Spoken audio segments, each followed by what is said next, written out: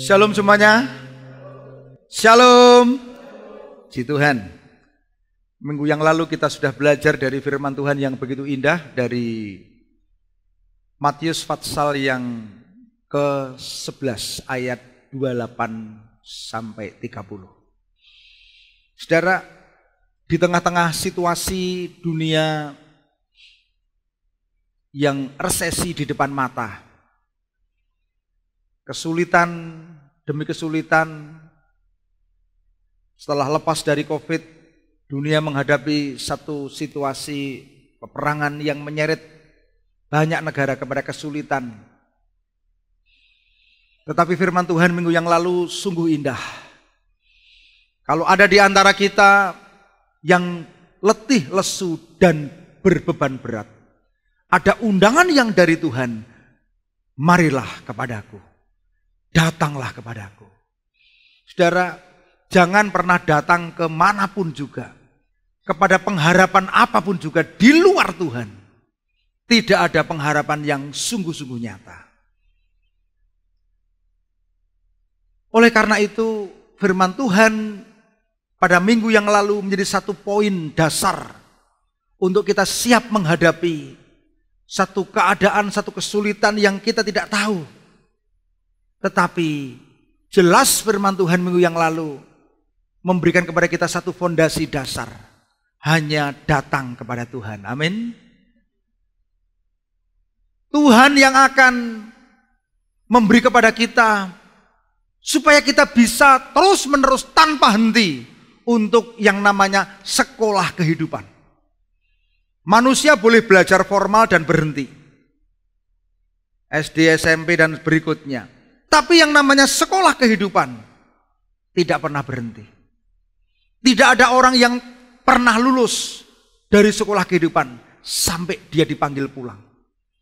Oleh karena itu, saudara, kita menjadi murid Kristus diajar hari demi hari belajar untuk menjadi semakin lebih baik, semakin menjadi serupa dengan Kristus. Tidak peduli masa lalu kita. Tapi Tuhan ingin supaya hari demi hari kita belajar penuh bersandar dan berserah kepada Tuhan. Saudara, kalau kita menghadapi dua istilah antara pasrah dengan berserah, orang bingung. Apa toh Pak bedanya antara pasrah dan berserah? Kelihatannya dua kalimat ini sama. Ketika menghadapi berbagai macam situasi kehidupan, di mana yang kita harapkan belum juga datang, di mana kesulitan-kesulitan yang kita tidak tahu akan menghadang kita, berbagai macam problem. Ada orang mengatakan yang jelas pasrah saja, tapi yang lain mengatakan berserah saja. Saudara, berserah ini mengandung kata kerja aktif. Aktif, yang bermakna menyerahkan segala sesuatunya kepada Tuhan, percaya dan beriman. Kenapa? Karena Tuhan memelihara dan memberikan yang terbaik di dalam hidupnya. Di dalam pengertian berserah yaitu percaya. Ini adalah tindakan iman bahwa Tuhan pasti turut campur tangan. Kata berserah berarti mengikuti kehendak Tuhan. Percaya sepenuhnya pada pimpinan Tuhan. Ini berserah.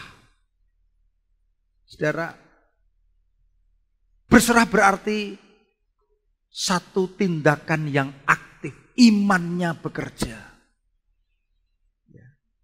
Kalau saudara percaya kepada Tuhan bahwa Tuhan akan memberkati saudara lewat pekerjaanmu, saudara pasti akan bekerja dengan sebaik-baiknya. Ketika saudara percaya bahwa engkau akan dibuat Tuhan menjadi satu pribadi yang maksimal, saudara pasti akan melakukan tindakan mengembangkan diri. Orang yang berserah berarti mensyukuri potensi apapun yang Tuhan berikan dan belajar untuk mengembangkan talenta. Oleh karena itu saya sarankan untuk orang-orang muda, ini dunia sedang berubah dengan sangat cepat. Ya, anak-anak jenderal mereka bangun pagi, lari pagi, olahraga, belajar. Anak-anak orang top saja mereka bergerak. Jangan sampai ada generasi yang hanya kelemah-kelemeh, generasi yang hanya menikmati HP, generasi yang tidak berani untuk bersaing untuk waktu 10 tahun, 20 tahun yang akan datang. Makanya ketika kita menghadapi tantangan yang akan datang, berserah kepada Tuhan itu menjadi jawabannya. Karena berserah berarti percaya sepenuhnya. Tuhan ada. Menghadapi tekanan, menghadapi perlakuan yang tidak baik, menghadapi tekanan, menghadapi satu fitnahan, apapun yang tidak baik. Dia percaya Allah turut bekerja. Amin. Ini berserah. Ya. Orang yang berserah tidak akan berdiam diri. Tetapi konotasi dalam arti pasrah itu kata kerja pasif. Apa artinya? Artinya memang dia menyerahkan segala sesuatu kepada Tuhan.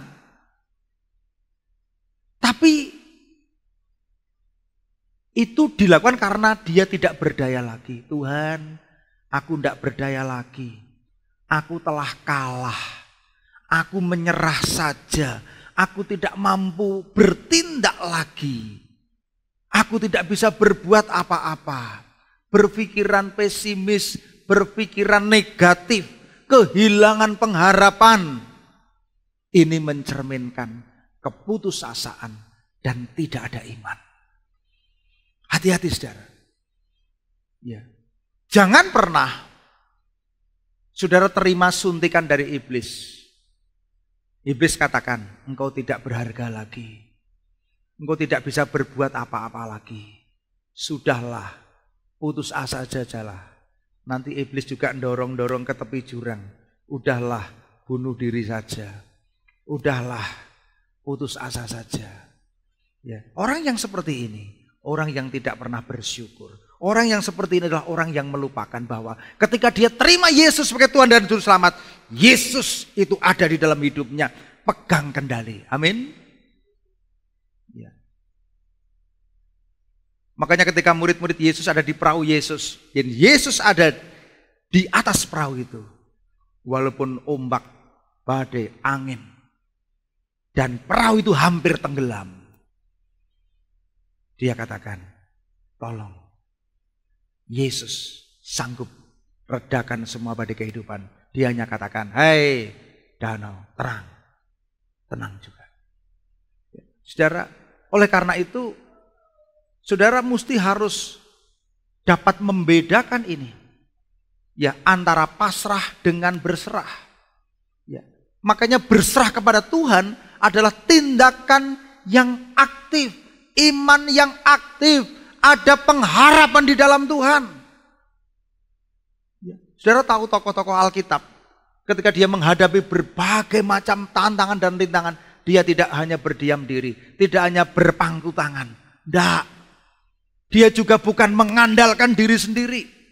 Ya. Ceramah-ceramah di luar sana ini ceramah-ceramah yang berpusatkan kepada kekuatan laten jiwa. Kebanyakan ceramah-ceramah motivasi itu hanya katakan mengandalkan diri sendiri. Katakan saya bisa, katakan saya bisa. Tapi ujungnya apa? Melupakan Tuhan. Saya kasih tahu saudara-saudara, hari ini ketika kita datang kepada Tuhan, kita katakan, Tuhan, aku serahkan hidupku kepadamu. Tuntunlah langkahku. Berarti kita masih melangkah. Amin. Berarti masih ada langkah, masih ada satu tindakan iman. Dan disitulah Tuhan bekerja. Makanya firman Tuhan minggu yang lalu katakan, pikulahku yang kupasang. Belajarlah kepadaku. Ya, sambil kita menanggung, memikul gandar, memikul kuk, kita jalan dengan Tuhan. Belajar sama Tuhan. Satu langkah ngata, terus gimana Tuhan? Ini gini. Satu langkah lagi, terus gimana Tuhan? Makanya luar biasa. Sudah dikasih Tuhan. Saya teringat ada seorang muda yang bernama Elmo Mercer.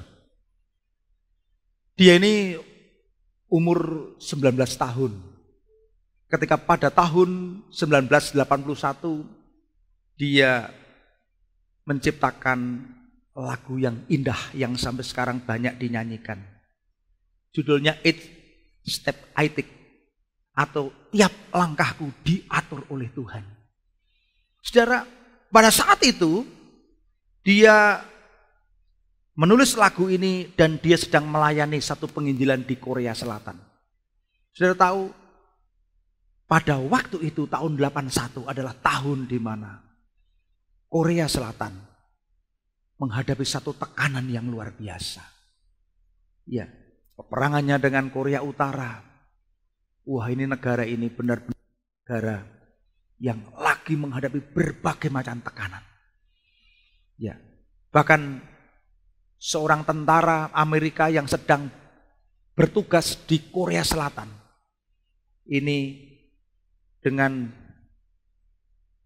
truk tentaranya, banyak anak-anak mati di jalan. Ya, ada banyak anak mati yang kelaparan di jalan. Lahirnya Compassion, lahirnya PPA justru dari seorang tentara Amerika yang sedang bertugas di Korea. Dia bentuk ya satu lembaga namanya Compassion. Anak-anak yang mati dimasukkan di truk, yang masih hidup dibiarkan untuk ditolong, yang mati dinaikkan truk. Satu beban yang luar biasa. Makanya Compassion berarti belas kasihan. Ya. Dan akhirnya karena pertolongan Tuhan, apa yang dia dirikan ini diberkati Tuhan. Dia kembangkan dari berbagai negara. Mulanya dari perang Korea. Ya saudara, Elmo Mercer ini dia usia 19 tahun sudah dipakai Tuhan untuk mengadakan penginjilan di berbagai belahan dunia termasuk di Korea. Dia karang lagu, kalau di Indonesia kan berjudul Tiap Langkahku Diatur Oleh Tuhan. Tiap langkahku diatur oleh Tuhan, dan tangan kasih-Nya memimpinku. Di tengah badai dunia menakutkan, hatiku tetap tenang teduh. Tiap langkahku, ku tahu Tuhan yang pimpin, ke tempat tinggiku dihantarnya. Walaupun menghadapi lembah kelam, tapi dia percaya Tuhan sedang menghantar ke tempat tinggi. Amin. Hingga sekali nanti aku tiba di rumah Bapa surga yang baka. Tuhan terus menolong. Karena kehidupan ini bukanlah bicara tentang kehidupan ini saja. Maka dia katakan ending dari lagu ini. Hingga sekali nanti aku tiba di rumah Bapa surga yang baka. Saudara, Tuhan ingin bahwa kehidupan kita ini walaupun menghadapi berbagai macam halangan, rintangan, Tuhan ingin supaya kita itu melangkah. Langkahnya ini langkah iman. Langkah iman berarti langkah kemenangan. Amin. Langkah iman, langkah kemenangan. Langkah iman, langkah kemenangan. Bukan langkah mundur, kekalahan. Langkah mundur, kekalahan. Tuhan ingin bertumbuh, bertumbuh, bertumbuh, dan berbuah. Buah itu selalu dihasilkan dari kehidupan. Makanya kalau ada pohon yang hidup, dia berbuah. Tapi pabrik-pabrik bisa membuat apel plastik. Bentuknya lebih indah. Pabrik-pabrik bisa membuat pisang plastik. Bentuknya lebih indah. Tapi tidak bisa dimakan, tidak bisa dinikmati. Kalau saudara hidup, rohanimu hidup, engkau bertumbuh, hidupmu pasti membawa berkat bagi orang lain. Amin. Saudara, saya ketika ditinggal oleh bapak saya jujur. Saya protes sama Tuhan. Tuhan, Bukankah Tuhan menjanjikan kepada saya masa depan yang penuh pengharapan? Kelas 1 SMA. Pak Agung itu umur 3 tahun, umur 4 tahun, saudara. Satu hari saya berkata, Tuhan betapa kesulitan luar biasa. Ibu saya itu harus jahit. Ya, kesulitan luar biasa. Saya bisa sekolah di UNS karena ditolong Tuhan melalui beasiswa. Ya, berharap pertolongan dari orang, dari rekan, hamba Tuhan yang lain, dari gereja, gak ada. Ya. Makanya saya ketika usia 21 tahun saya menjadi kepala sekolah di SMP Emmanuel. Saya nggak digaji. Saya dipanggil Pak Kris Marantika. Pamit, tolong dirikan. Sejak saat itu saya ngomong, Tuhan, aku mau dipakai Tuhan. Nggak enak loh rasanya. Makanya ketika itu saya cuma berdoa, Tuhan beri kepada saya kesempatan. Ada 400 anak yang Tuhan didik, yang Tuhan akan muridkan. Saya nggak tahu tentang compassion, saya nggak tahu tentang PPA. Tapi waktu itu Tuhan tolong. Dan apa yang jadi kerinduan saya? Tuhan, kalau Tuhan izinkan, saya ingin membantu mewujudkan impian anak-anak. Ya, anak-anak yang mungkin tidak punya harapan. Mereka bisa mewujudkan impiannya bersama Tuhan. Makanya, ya pelayanan PPA di tempat kita ini bukan pelayanan main-main, bukan pelayanan sosial. Pelayanan yang saya rindukan sejak lama, sejak dalam keadaan saya terpuruk. Ya, saudara, lewat lagu Tiap Langkahku itu, maka Ilmu Measure ini menyampaikan pesan bahwa ketika kita mengakui Yesus Kristus sebagai Tuhan. Yesus Kristus sebagai Tuhan. Tuhan itu apa artinya? Penguasa tunggal dalam hidup kita. Yesus Kristus tidak hanya juru selamat, tapi dia juga penguasa tunggal dalam hidup kita. Maka Tuhan sanggup menuntun jalan hidup kita yang dari lembah kelam menuju kepada tempat yang tinggi.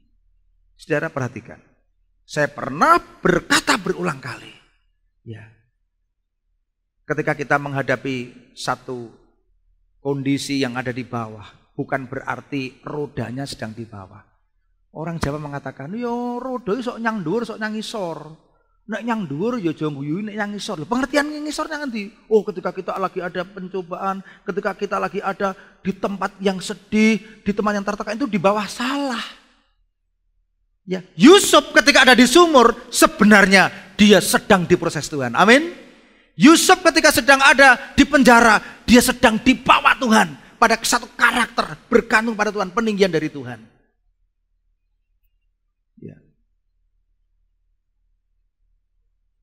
Dan ketika orang sedang di atas, yang katanya diberkati, yang katanya luar biasa, banyak yang lupa Tuhan. Ya, coba tanya, bener apa bener? Tanya kamu sama kenan kiri. Bener enggak? Bener apa bener? Ketika orang sedang dalam keadaan diberkati katanya, sedang dalam keadaan luar biasa, mungkin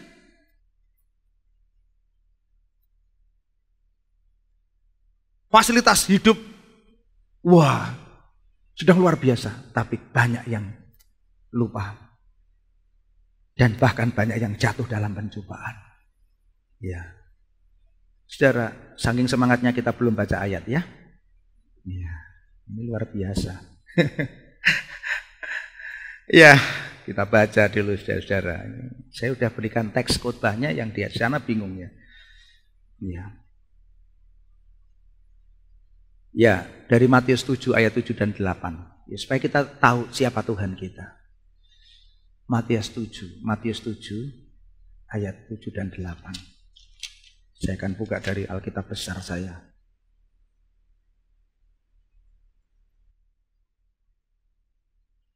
Saudara, mempercayai Tuhan itu asik.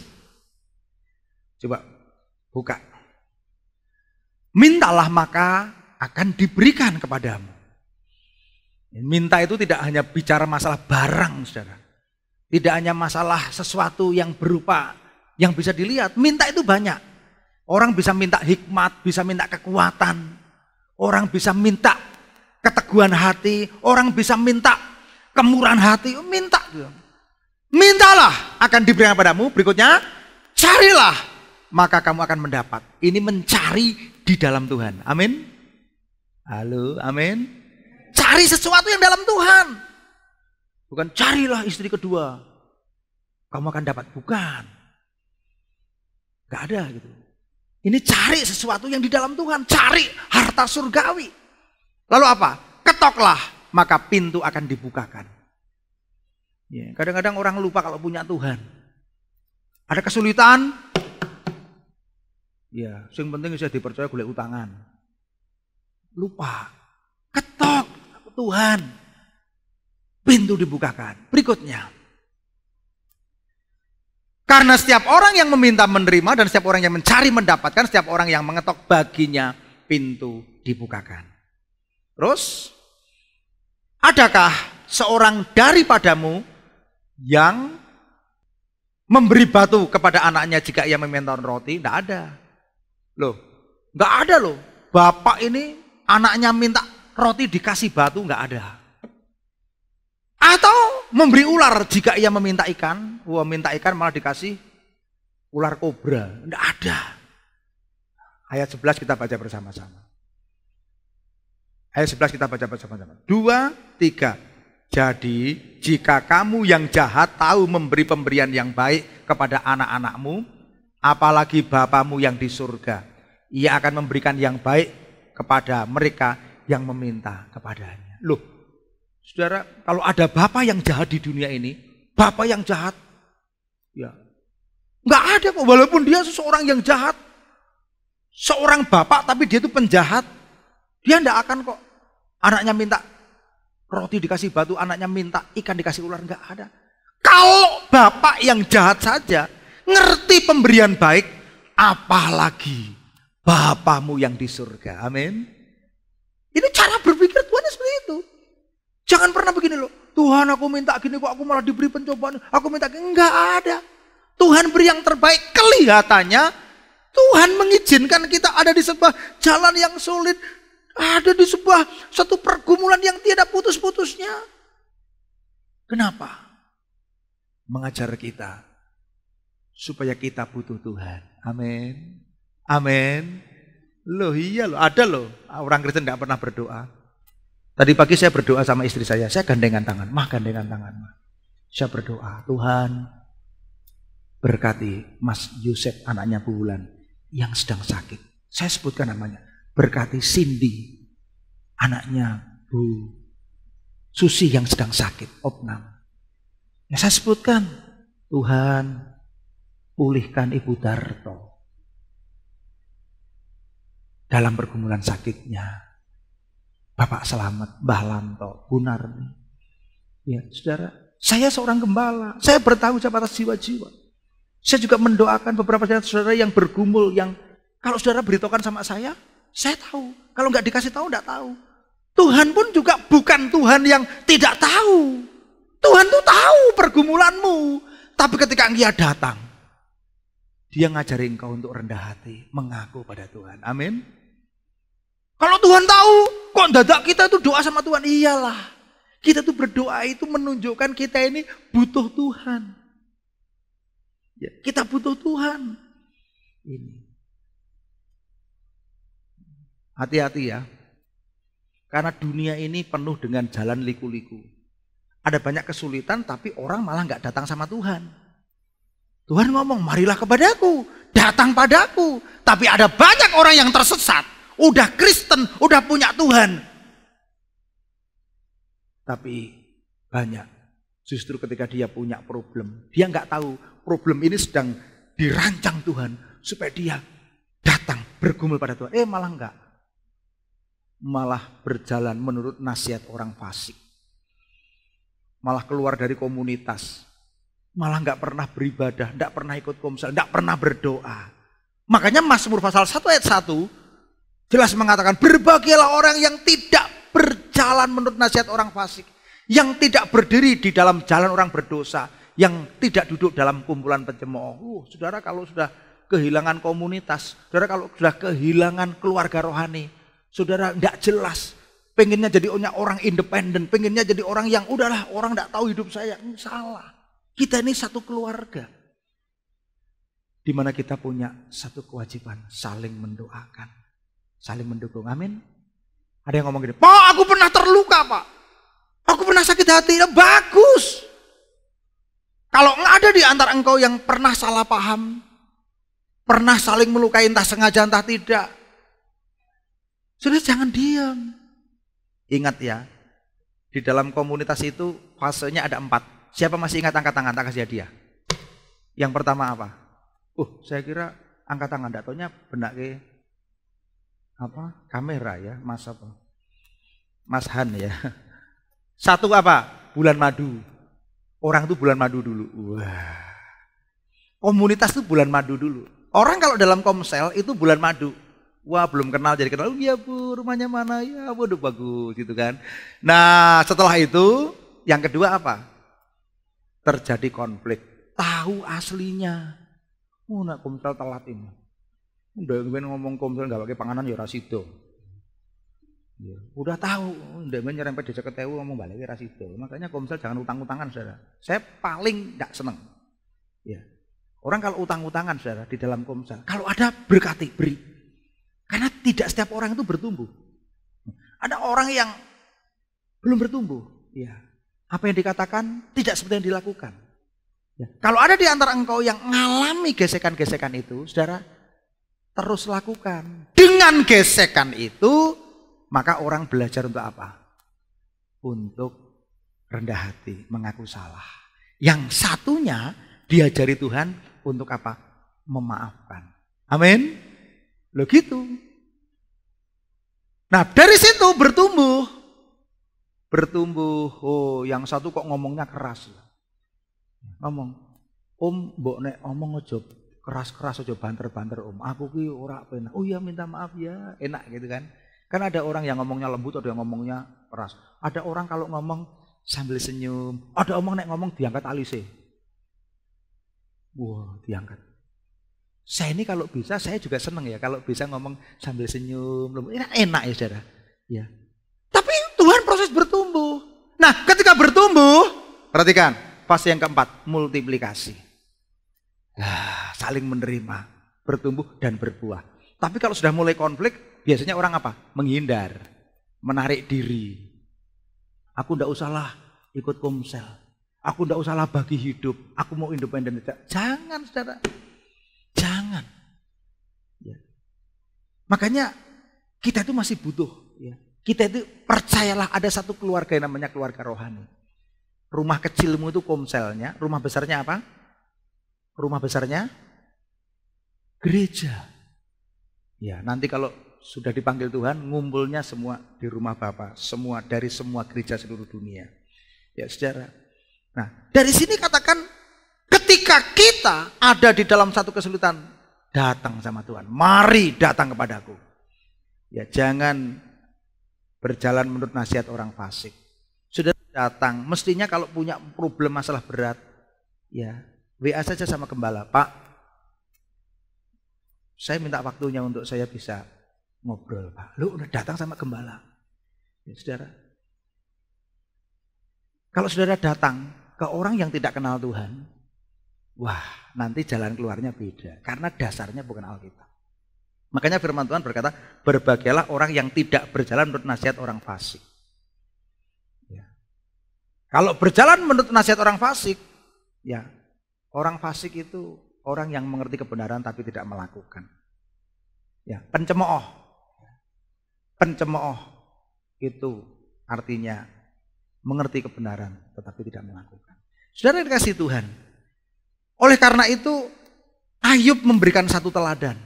Ketika dia menghadapi satu problem, satu masalah yang diizinkan Tuhan, dia adalah orang yang saleh, dia adalah orang yang taat loh. Saking dia taatnya, ketika anaknya habis main, kumpulkan, doakan. Barangkali habis berbuat dosa, didoakan, dikuduskan.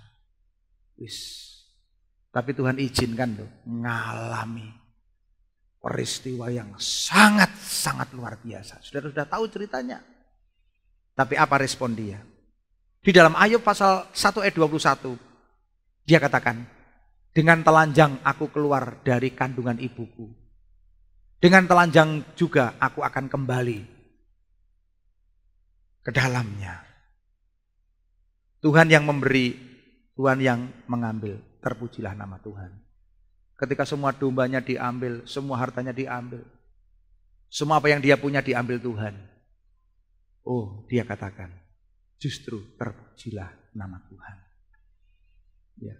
Makanya ada di antara engkau yang hari-hari ini sedang mengalami pergumulan, beban berat. Hari-hari ini sedang mengalami satu penantian kepada satu pekerjaan. Wah, anak muda ini, saudara kalau pas wisuda ini jangan anggap, wah wisuda selamat ya senang gitu. Enggak loh, mereka itu habis wisuda pusing loh. Wah kerja apa gitu kan.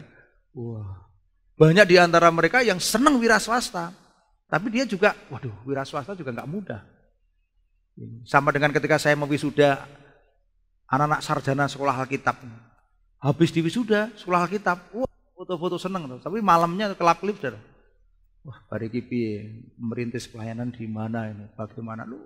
Hidup penuh pergumulan. Ini. Yang diterima pekerjaan saja, mungkin ketika ditempatkan tahu-tahu di Papua, di Sulawesi gitu juga kelap-kelip gitu. Ada banyak tantangan di dunia ini. Ya, makanya Rasul Petrus memberikan satu nasihat yang luar biasa. Saya baca tadi di dalam 1 Petrus 4 ayat 7. Kesudahan segala sesuatu sudah dekat, karena itu kuasailah dirimu, jadilah tenang, supaya kamu dapat berdoa. Amin. Siapa engkau yang sulit berdoa karena nggak tenang? Kelisak-kelisik, tidur, balik kanan, balik kiri, tidak bisa tidur. Bantalnya diambil, tutup kerai, tidak bisa tidur. Karena nggak tenang. Kuasai dirimu, jadilah tenang, supaya kamu dapat berdoa. Yang udah dapat pekerjaan saja ada yang susah kok. Ya. Dapat pekerjaan masih susah, gitu kan? Ya. Mari kita baca bersama-sama satu ayat yang hari ini saudara harus percayai, dari Yeremia pasal 29 ayat 11. Ini ayat yang sudah sering saudara kita katakan bersama-sama. 2, 3. Sebab aku ini mengetahui rancangan-rancangan apa yang ada padaku mengenai kamu. Demikianlah firman Tuhan, yaitu rancangan damai sejahtera dan bukan rancangan kecelakaan, untuk memberikan kepadamu hari depan yang penuh pengharapan. Luar biasa. Ya. Hari Kamis yang lalu Mas Wahyu dan Mbak Lina yang sekarang hadir ibadah diberkati Tuhan. Ya, kita semua berdoa supaya keluarga ini menjadi keluarga yang sungguh-sungguh diberkati Tuhan, takut akan Tuhan. Ya. Dan banyak keluarga baru yang ketika mereka membangunnya di dalam Tuhan seperti membangun rumah di atas batu karang yang teguh. Amin. Ya. Percayalah, rancangan yang Tuhan berikan adalah rancangan hari depan yang penuh pengharapan. Tuhan tidak pernah merancangkan hal yang baik. Tidak pernah. Kalau Tuhan mengizinkan ada hal-hal yang terjadi dalam kehidupanmu, tetapi itu tidak seperti yang kamu inginkan, memang itulah Tuhan. Ada satu ilustrasi, ada seorang anak kecil yang ketika dia bermain, mainannya rusak. Lalu anak itu datang sama bapaknya. Bapaknya lagi repot kerja nih, karena dia di bengkel. Di bengkel ditunggui sama langganannya. Anaknya merengek, "Pak, mainanku rusak, tolong diperbaiki." Bapaknya karena dia punya hati bapak, ya udah lulus ceramah hati bapak. Dia ngomong, "Kedap ya Pak, lo tak dandani mainan anakku lo." Ya, diperbaiki. Pas diperbaiki, anaknya ngomong, "Oh Bapak jangan gitu, harusnya dipegang ini dulu." Ya udah, gimana? "Oh masih belum baik, ini lupa digini kan?" "Ya masih gini."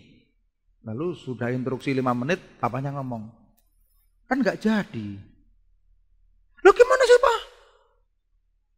"Ya kalau saya suruh memperbaiki, biar Papa yang perbaiki menurut pendapatnya Papa. Kalau kamu masih memberi instruksi terus ya nggak jadi-jadi." Nah, akhirnya gimana? Kalau mau jadi, Papa yang bersihkan, yang perbaiki. Akhirnya dia perbaiki.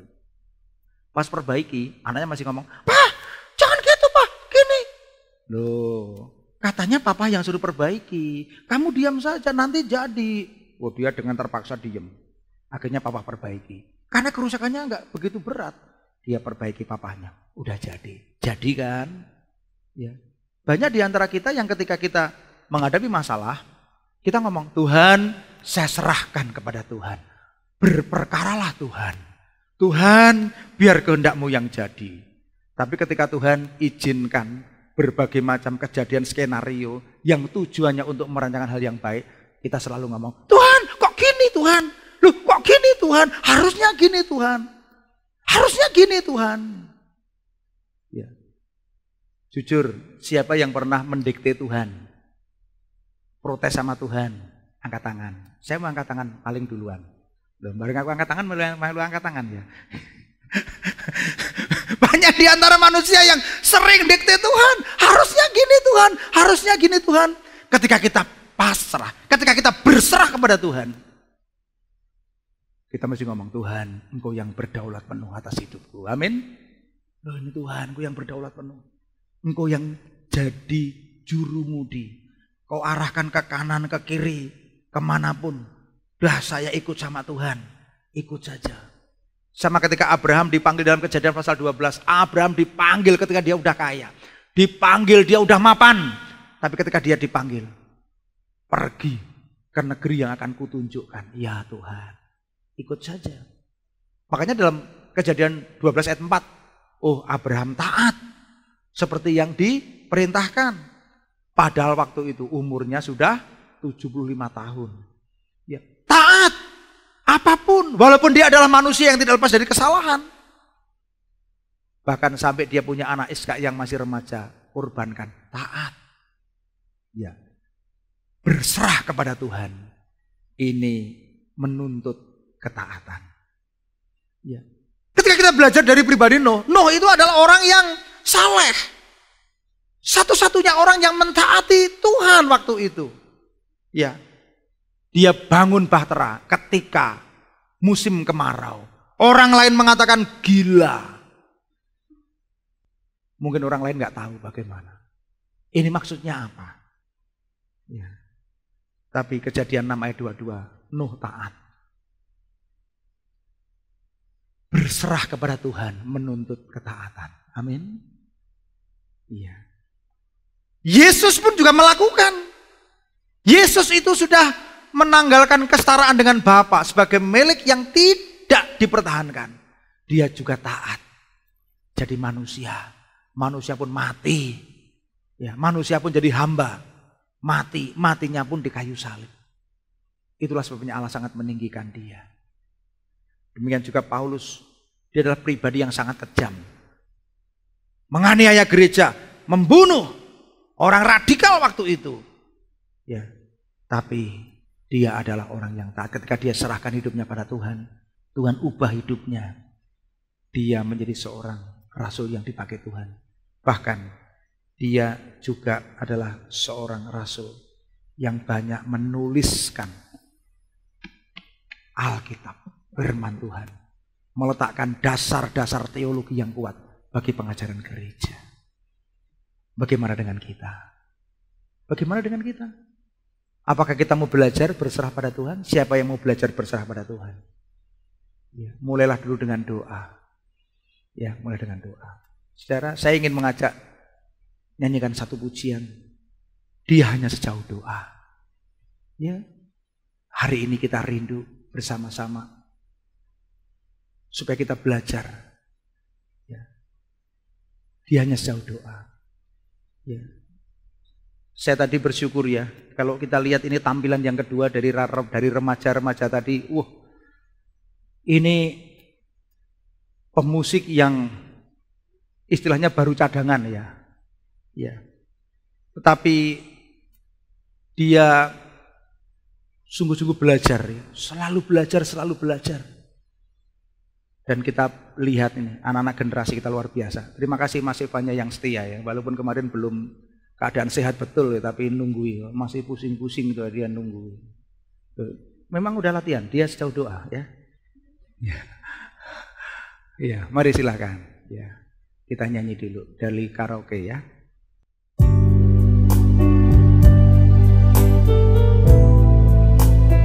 Yang lain nanti bisa ikut ya, yang sudah bisa nyanyikan ini. Agak besar dikit.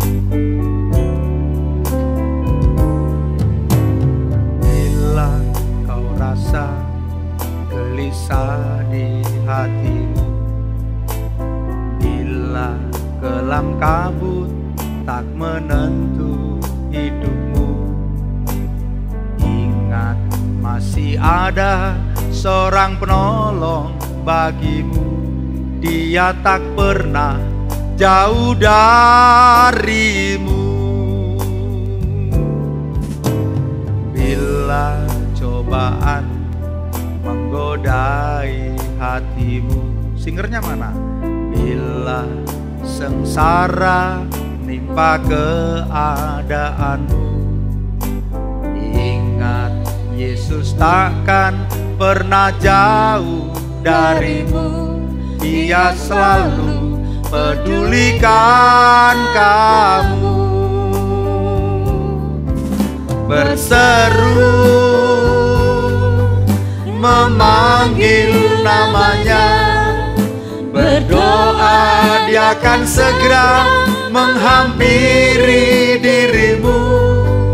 Percaya dia tak jauh darimu. Dia hanya sejauh doa.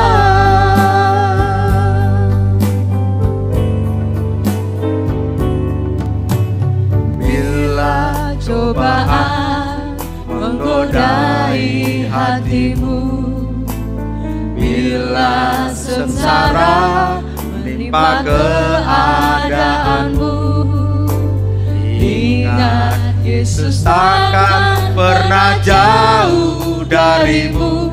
Dia selalu pedulikan kamu. Bersama-sama berseru, berseru memanggil namanya, berdoa dia akan segera menghampiri dirimu. Percaya dia tak jauh darimu.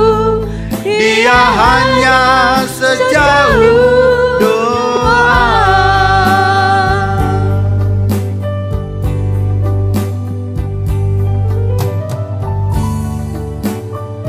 Ketika aku dalam kesesakan, aku berseru kepada Tuhan. Kepada Allahku aku berteriak minta tolong. Ia mendengar suaraku dari baitnya. Teriakku minta tolong kepadanya sampai ke telinganya. Itulah pengakuan Daud. Walaupun dia seorang raja, dia punya banyak pasukan, dia punya kuasa, dia punya kekuatan, tapi ketika dia menghadapi kesulitan, dia tidak datang pada manusia, tapi datang pada Tuhan. Itu yang jadi kekuatan. Mari kita datang pada Tuhan. Berseru memanggil namanya, berdoa dia akan segera menghampiri dirimu. Percaya dia tak jauh darimu. Dia hanya sejauh doa. Dia hanya sejauh doa. Dia hanya sejauh doa.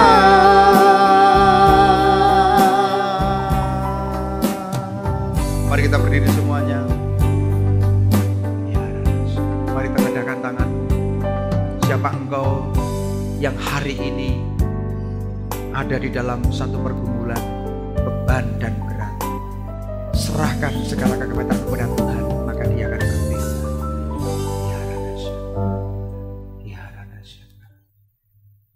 Datang pada Tuhan. Datang pada Tuhan. Bapa, kami bersyukur untuk firman-Mu pagi ini. Kami bersyukur untuk kasih setia-Mu. Sekarang kami menyerahkan jemaat-Mu dalam tangan kuasa-Mu. Tuhan, kami berdoa kiranya Tuhan memberkati jemaat-Mu dengan hati yang teguh kepada Tuhan, hati yang berarah kepada Tuhan. Biarkan dia belajar. Ketika kami belajar menyerahkan hidup kami pada Tuhan, Tuhan pasti bertindak.